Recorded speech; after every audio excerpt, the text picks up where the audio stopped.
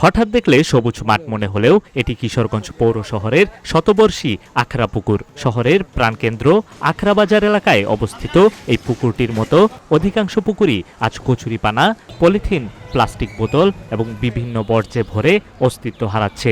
এইখানে পৌরসভা ইচ্ছা কইরা এই জায়গাটা নষ্ট করার জন্য একটা ডাম্পিং করছে, ময়লা আবর্জনা ফেলার জন্য ব্যবস্থা করছে। ওই পুকুরটা অনেকটা ভরে ফেলছে, আরো প্রায় 40% ভুইয়া ফেলছে, যাতে আর এখানে মানুষের যে পানি নষ্ট করে দিছে। এখানে পানির মানুষ ইউজ করার কোনো ব্যবস্থাই নাই। বিভিন্ন সময় বিভিন্ন লোক সিন্ডিকেট করতেছে, কিন্তু এবং ময়লা দিয়ে আবর্জনা দিয়ে এগুলো ভরে ফেলতেছে। কিউব হোল্ডিংসের গল্পে সেই রেখাটি আঁকা হয়েছিল আজ থেকে 1 যুগ আগে। নকশাই আমাদের ভাষা। Cube holdings limited. এই পুকুরটা অত্যন্ত জরুরি বিষয়। আমাদের অগ্নি নিবারণ করার জন্য তো পানির প্রয়োজন। পাশাপাশি আমরা এই এলাকার মানুষ এটা অপরিষ্কার অপরিচ্ছন্ন থাকার জন্য আমরা খুব দুর্ভোগ করতেছি। আমরা ছোটবেলা থেকে এখানে স্নান করতাম, গোসল করতাম, সুন্দর একটা পরিবেশ ছিল, সবাই আসতো, পূজাপালি হতো। কিন্তু এখন দিনে দিনে যাচ্ছে মানুষ ময়লা আবর্জনা ফেলে এটার পরিবেশ নষ্ট করেছে। শহরে যে এত পুকুরগুলো ভরাট হয়ে যাচ্ছে, আমাদের পৌরসভার পক্ষ থেকে যদি এগুলো পদক্ষেপ নিত তাহলে ওই পুকুরটা প্রাণ ফিরে আসতো, সূর্যকুমার পুকুরটা প্রাণ ফিরে আসতো। পুকুর ধ্বংসের সঙ্গে সঙ্গে ক্ষতিগ্রস্ত হচ্ছে জীববৈচিত্র্য, মাটির আর্দ্রতা এবং পরিবেশের ভারসাম্য।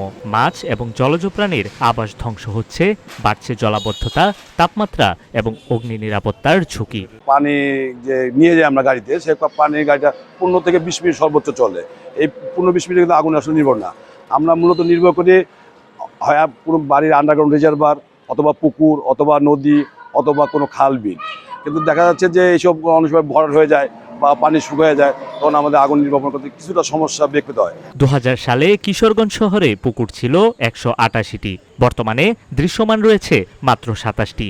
এর মধ্যে ব্যবহারযোগ্য মাত্র 17টি। সরকারি পুকুর আছে মাত্র 8টি। জলাধার হিসেবে চিহ্নিত জমি কোনোভাবেই শ্রেণী পরিবর্তন করা যাবে না। আমরা বেশ কয়েকটা পুকুর ভরাট রোধে মামলা করছি, প্রায় 6টা মামলা চলমান।